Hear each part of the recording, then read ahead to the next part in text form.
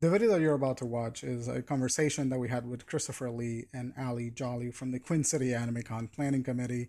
I want to thank them so much for their time. They did this a day before the con started. I'm actually recording this intro on the day of the con, and after I put this in the video, I'm going to go to the convention. So definitely thank you so much for taking time out of your extremely busy schedule to talk to us. It was a lovely interview, a lovely conversation, and we got to learn a little bit about what it takes to run a convention and the behind the scenes of it. So thank you guys for watching, and I hope that you liked the video. The last thing I want to say is that there are some audio quality issues. That's my bad. I messed up when I was setting up the microphones, but I try to make it work so that it sounds as good as possible so your sweet listening ears. So again, thank you guys so much for the support, and I hope that you like the video. Cheers.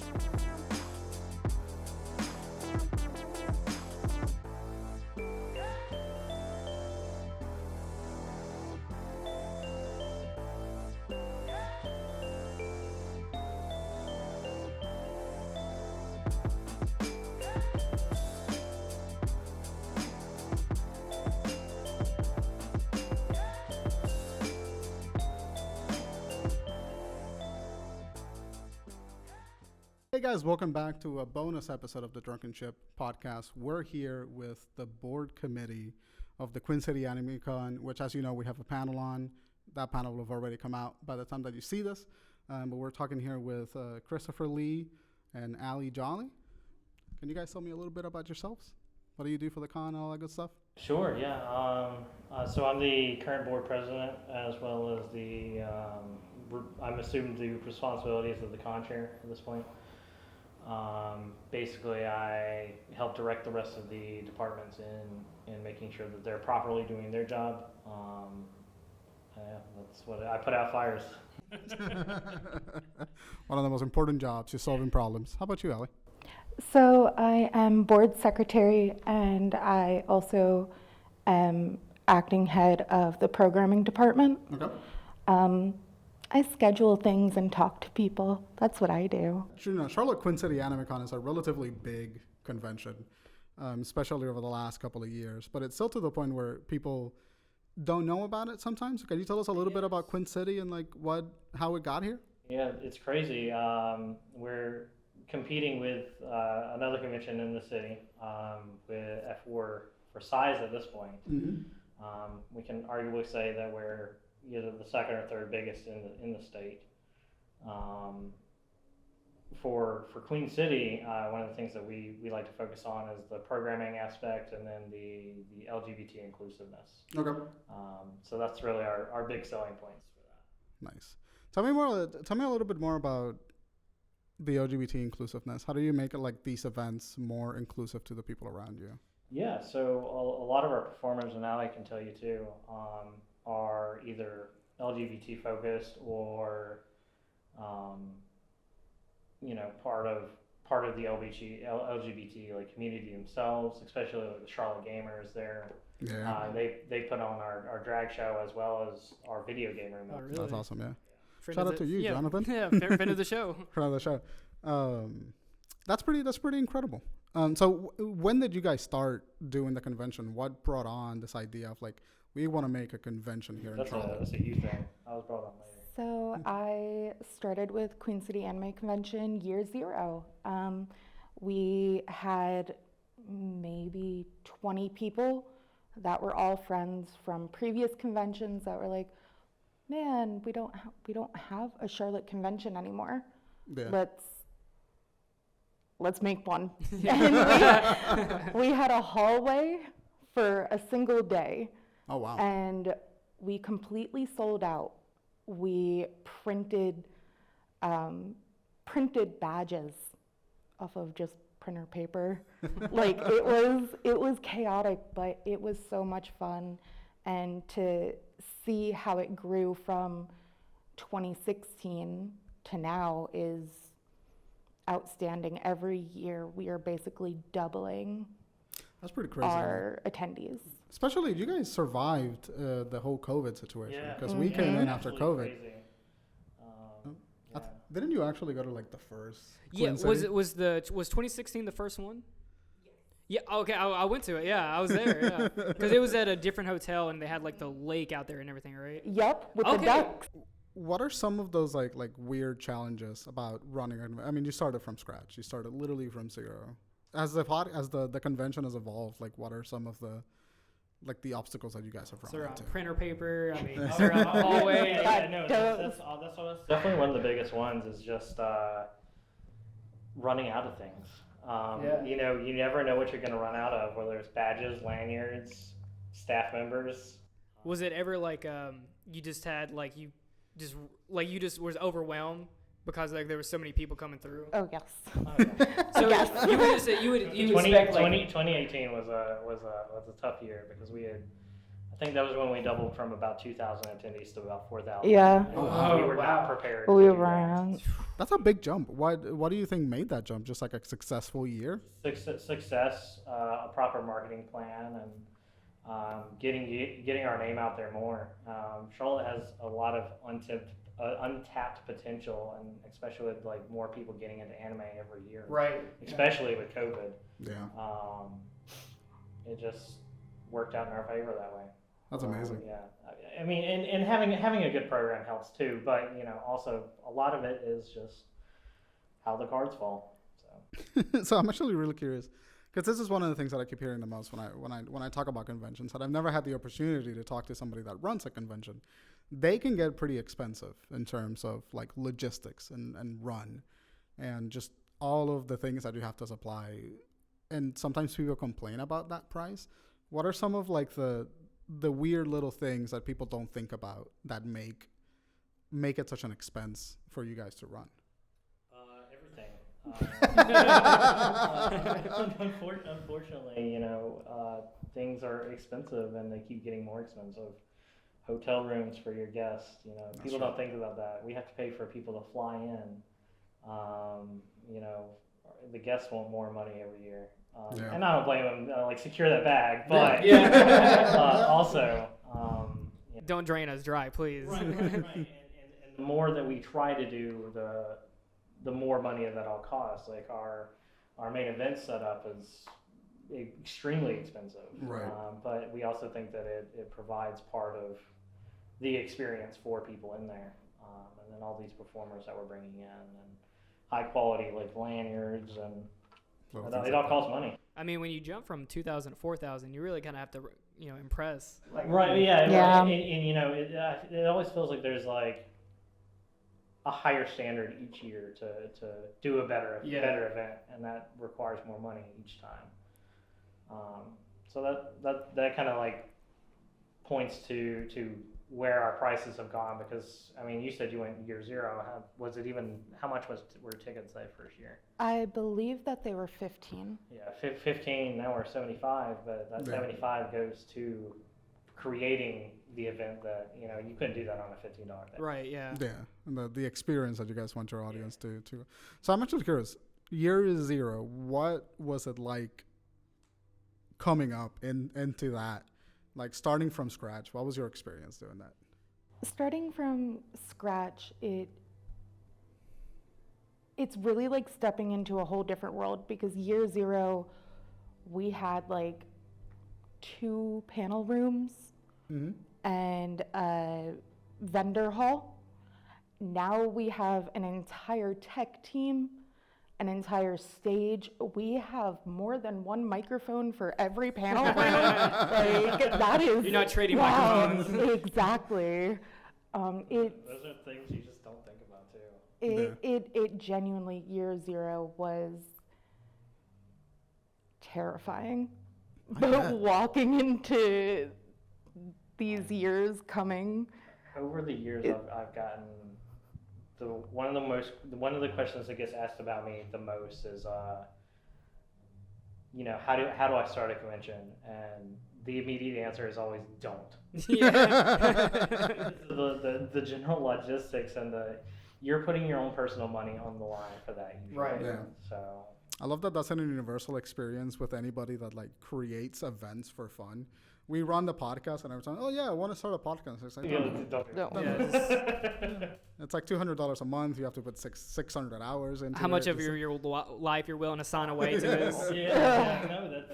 That's it. We personally don't have anyone hired as a employee of Queen City.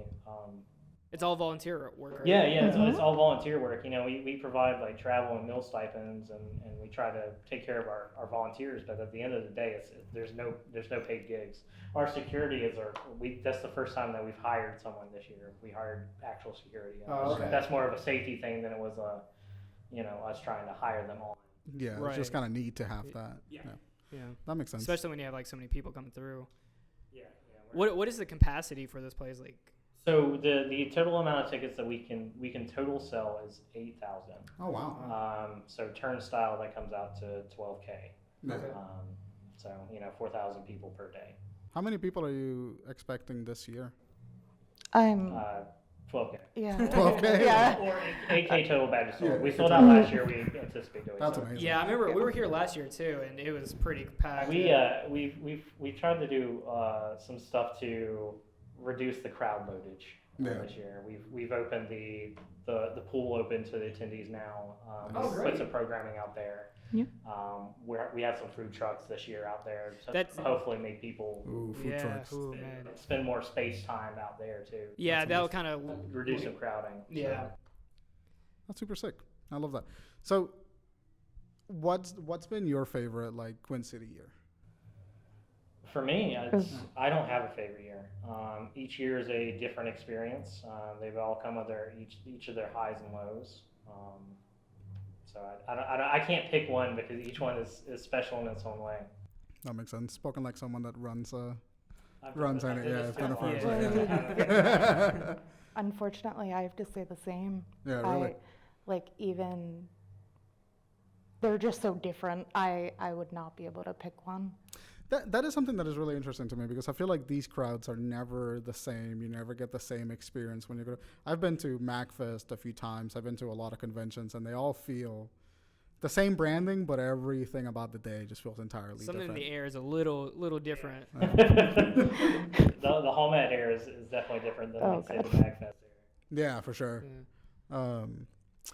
Go ahead. So when you guys finish, right? You finish the convention. When do you start planning on the next year's convention?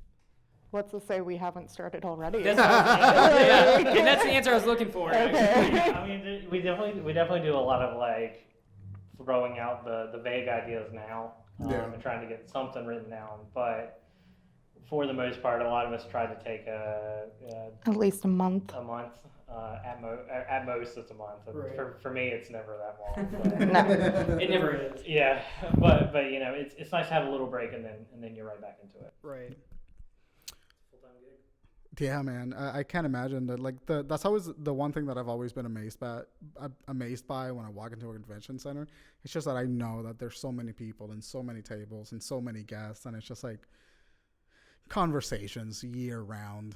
And I do your job, but I do it for video, and I know how exhausting it is. It's a lot. It is a lot, and we appreciate you guys. Part of the reason why we're so sort of fascinated by Queen City AnimeCon is because we were looking for that experience in Charlotte, because we just didn't have it. I had to go over to MacFest to get something that even remotely looked like this, and so tapping into the Charlotte market, into the sort of weird North Carolina, sort of nerdy, sort of oddly Republican city that we run into. Has that been a challenge at all? Just kind of differentiating yourself from being like a smaller con and a smaller rural town versus was it a problem having people take you seriously when you guys were starting? I don't think that we've necessarily had that problem, but I also think that we've gotten very lucky with the clientele that we've communicated with. This venue specifically, our hotel liaison is very open to accommodating the LGBT side of our stuff. So Gotcha. How about you? You have an answer for that too? So I do feel that Charlotte in general is granted kind of old money coming from the Republican North Carolina city, but there's so many college kids here, and I think that they are looking for some place to find their people at, and I think Queen City Anime Convention has brought that to Charlotte, and I think that it's just what it is. Yeah. Like, It's like Charlotte's grown like sporadically for the last like since I came here in 2014, and it's insane how much construction and growth I've seen in those like later years and everything like that. And then just seeing like I'm gonna call it now, like this con's probably gonna be 3 times the size of it is now. But what do you think that, or like what do you see in like next 5 years of like where this con's gonna go? I think we have a lot of discussions to have about potential. Right now, with this venue, we can't grow anymore. We're already at fire code capacity. Right. 8,000. I mean, that's it's a lot of people. But I definitely think that we have the opportunity to keep growing. Everything points to us being able to do so. Nice. Because we're, I think, already 75% sold out of weekend badges. Yep. And it's not even, the con hasn't even started. So Yeah. I think there's absolute opportunity to continue growing, but we'll see how it goes. and then even more money to manage, and then even bigger guests to get. the guests, It's the money. watching some of the bank accounts is Oh, exhausting probably, right? yeah. Up and down, up and down. Yeah. Anxiety inducing too, probably. So do you guys get most of your funding from like private investors? Like how do you fund these conventions? Like I'm sure when you start out, you're just throwing a bunch of your personal money into it. Yeah, so most of the investment is the pre-registered, the attendees themselves. Got you. You know, the money that the attendees put into the con just goes right back into next year's convention, and then you know you have your dealers booths, and you know that's about it. You know? Yeah.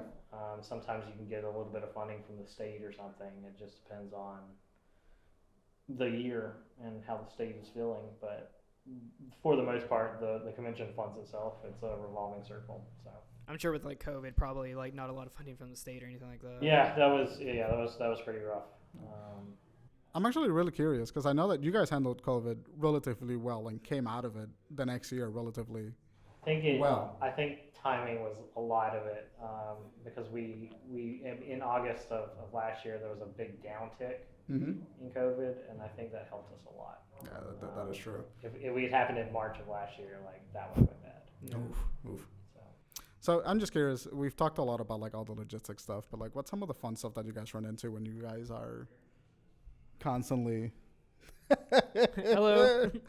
when you guys are constantly running around here and like just running into, what are some of your favorite stories of like working this job? I'm particularly I love the networking part of it. We have industry parties throughout the country, you know, at various conventions. I've seen stuff like J. Michael Tatum handing out cookies to everybody. Nice. I've, you know, been able to pour voice actors like drinks myself. It's always really fun. That's it's exciting. it's surreal, like the kinds of things that you get to see, or. So all the people who run like conventions all get like one big shindig, like Christmas party. Yeah. Well, it's like so like say like at you know these bigger conventions they have meetups that we kind of go to. We talk about like, hey, this works for me, or this didn't really work. That's fine. You guys are comparing notes, little shop notes. That's really fascinating. I did not. I didn't know they did that. No, it's interesting too because like you would think that that we're all like fighting each other. Right. I mean, it's a friendly competitiveness. Yeah. Usually. I mean, I'm sure you guys feed into the same ecosystem. Like the same people that are going to go to MacFest in January are going to come to you. And And that's how we try to think about it. You know. Pretty cool. How about you, Allie? Any good stories you got going on? So I'm not going to be as cool as Christopher with the whole networking thing. I greatly like every year I can walk past a gaggle of people and hear the wildest shit, and it makes my day. Or have a hot take on a 2008 anime with a yaoi paddle. Like that is the best part to me. That is just listening to everyone, getting to know what's what's happening. Yeah. Like that is. Okay. There are some. I've seen some crazy panels before. I bet that you guys get some wild submissions like throughout the years, right? There are definitely some interesting choices that people have taken. Right. And you're just like, why did you think this was going to be okay? Have you? So how many like do you reject more panels or do you accept a lot of them? I would honestly say that it's kind of it's 50-50. Wow, because really? we get a lot of panel submissions, That's crazy. and we try to make the best program for attendees. Like, I'm sorry, we're not gonna do the same Name That Disney opening for 5 hours on Friday. Or My Little Pony, like, fanfic reading, where... Good Lord. Don't come after me, that's my panel. I've seen some out-of-pocket stuff. That was 1 year MacFest, like in the plus 18 section. I remember seeing a panel that was like a bunch of hentai voice actors doing like a live dubbing of like an episode of something. I walked into the room and I wasn't expecting it. I was like half drunk, wandering around, and it's just like, I gotta get the fuck out of here. I can actually top that one. I went to Ichiban Con. I forget. I think it was the first con I went to, but I just saw a panel that said 18 plus. I'm like, I wonder what. But I had no idea what the name was. So I'm like, I want to go see. I want to see what's in here because this is the first time I've ever been to one of these, and it was a 9/11 conspiracy. And I was sitting there, I was like looking around. I'm like, oh no, I'm in the wrong room. I thought this was gonna be something like anime related. No, I was like, you guys just kind of let this fly. 18 plus content is always out of pocket. Yeah. It never fails. I was like taken back. I'm like, what? Speaking out of pocket, one of the conventions that I went to when I first started going to conventions, the day that I got into the convention, we walked into the lobby and immediately heard security talking about having to kick out a gaggle of furries that were having like a drug-fueled orgy in one of the hotel rooms. It's one of my favorite stories to tell. What kind of out-of-pocket stuff have you guys encountered over the years? Especially working in using a hotel too, because who knows what could, people getting kicked out and all that. I did some staffing for Animazement for quite a while, and I have seen my fair share of people fighting police officers while on drugs, getting kicked out of the rave, or being on drugs. Were they in cosplay, please? Yes. Yes. Always. There's nothing funnier than seeing someone in cosplay get arrested with the handcuff, like Sasuke Uchiha, just like with his hands behind his back or something like that. I love seeing like out of pocket cosplay pictures, like people with like alcohol bottles. Yeah, I love that. They're in the hotel room. Like obviously, like don't take unsolicited pictures of cosplayers. Right. Yeah. Those pictures are hilarious. Right. They are. Yeah. They're very funny.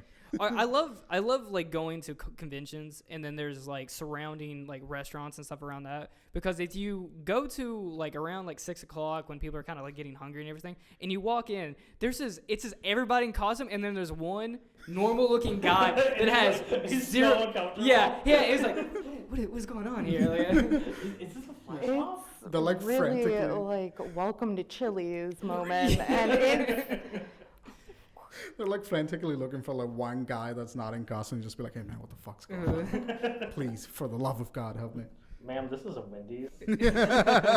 we one time we left a con and this dude we're on one side of the road and the guy was on the other side of the road, and he makes a diagonal line towards us, and he's like, because we were just dressed normally, but we just walked out of the con, and they're like, he's like, hey man, do you know what's going on? Like there's all these people dressed up, I don't know what's going on, and I'm like, oh, it's a convention. I love the panic in people's voices. Like, right. They're like actually afraid. Because people are just roaming around, just in casual cosplay with blue hair and spikes all over their bodies. And But just like, imagine you're a normal, not weeb, and you're like, this is the first time you probably heard of anime. Like, why does that person have a sword bigger than them? Like, are we going to war? You know, I never thought about it that way. Like, if you know nothing about Japanese culture or like anime in general. Are you considering that clothes? Why does he have a boar's head with no shirt on? yeah. Why is everyone half naked? I don't understand. What's going on? It's so cold. Why is everyone wearing shorties?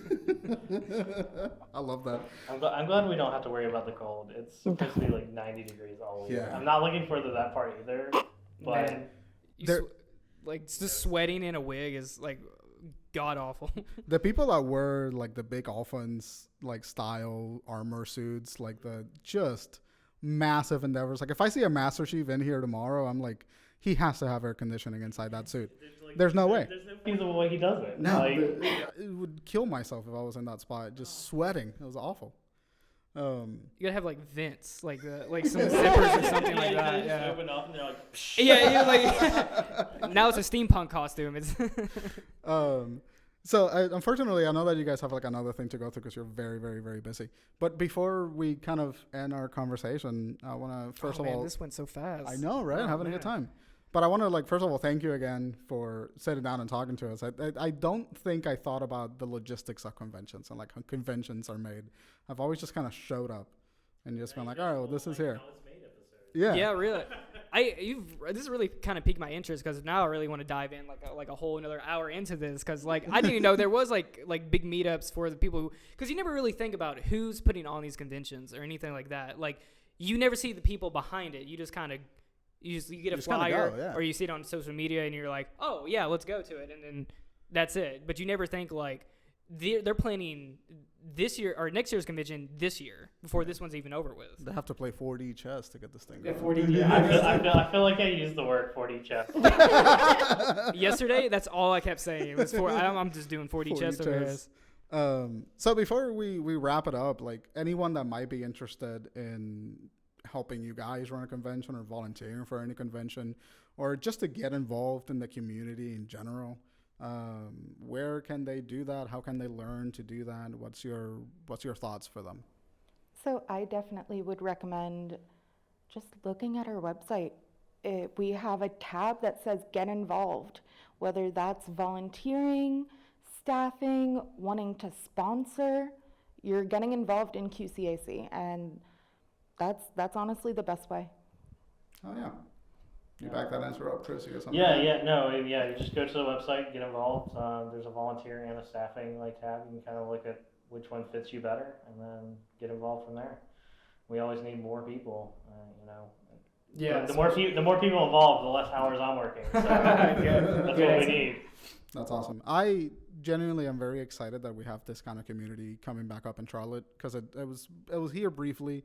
I remember going to it, and I remember missing it very dearly. So I'm really happy that you guys have brought it back, and I know that it's been a trip starting from year 0 to now where you're housing 8,000 people in a convention room. I'm sure that you guys are immensely proud of what you've cultivated here. And oh, absolutely. Yes. Yeah. And I just want to say before we wrap up here is like going to conventions and being able to be around people that just everyone has the exact common interests as you have is like really, really special. And it's like dopamine hits because there's even a thing called like post-con depression. Yep. Yep. It's sad now because like you could just walk up to any random person at a convention and be like, you're gonna have some kind of similarities and you're gonna make a lot of friends and everything. Yeah, Not when I go back to my day job. No. Right. That's awesome. Man, thank you guys so much again for talking to us, for creating a safe space, for being so LGBT inclusive. I know we didn't really talk about that, but I would love to get one of you back for a later episode to talk about like your mission in inclusivity, because I think inclusivity in the community is immensely important.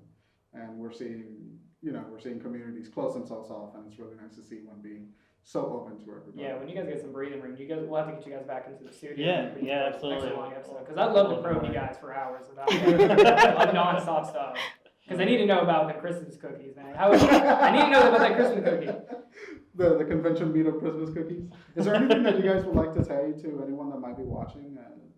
Any message, anything like that?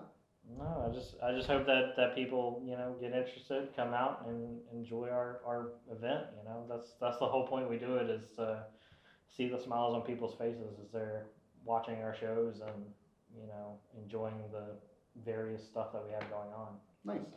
I have to ask before we wrap up. Is like I know I keep saying wrapping up because we're wrapping up. We're wrapping up a lot. Eventually, yes. It's a southern goodbye. It's okay. I'm not gonna let you guys go. I just want to keep asking questions here. Do you have? This is obviously Queen City Anime Con. what would an anime you guys would recommend, or what is your favorite anime or anything like that? Because if you go to I've got opinions. Yeah. Oh. I'm a snob. Oh, all right. Yeah, I'm an anime snob. Give me the hot takes. 1, 2, and 3 would be War of Penguin Drum, Steins Gate, and Psycho-Pass. Psycho-Pass. Yes, Hey, sir. hey, Give he me knows, that. he knows. Steins Gate made me very sad. I don't know if I can read more sad. I really like things that make you think about like life. Right, yeah. Really psychological stuff is Yeah, great. psychological really gets me. That's my secret. Yes, sir. I love that. That's a good answer. See, I'm depressing, apparently. Number 1, Gare Zero. Haven't seen that one. It's so good. Really good, Gare Zero. Number 2 probably would be Ride Back. Uh-oh. Yeah, I do that all the time. Hey, what's up? Ride Back, another really depressing one from early 2000s. And then third, of course, OG Naruto. Yeah, I'm sorry, I love Naruto. The gateway. One of the Like- gateways. There's like Gateway 3 animes. animes. Amazing. But honorable mention, I'm so sorry. Oh fuck, what was it called? Never mind. It'll come back to you. Code Geass. There we go. Yeah, There we go. sure. Code You guys Geass is got like some- my honorary like bad anime that I love. How is it bad? That's so funny. I would say objectively is not the best, but I love it Objectively, anyway. shut up. We definitely are gonna have to get you guys back in the studio just to talk about anime. We can talk about Oh yeah, this all just anime in general. I've got hours of Ideas. I mean, you have to. of hot takes. If you're running a convention, you have to have the hottest of the takes. Yeah, perfect. So thank you guys so much. We're gonna end. Thank you guys so much for watching, and we will see you the next time. Yep. Thank Cheers. you guys for coming.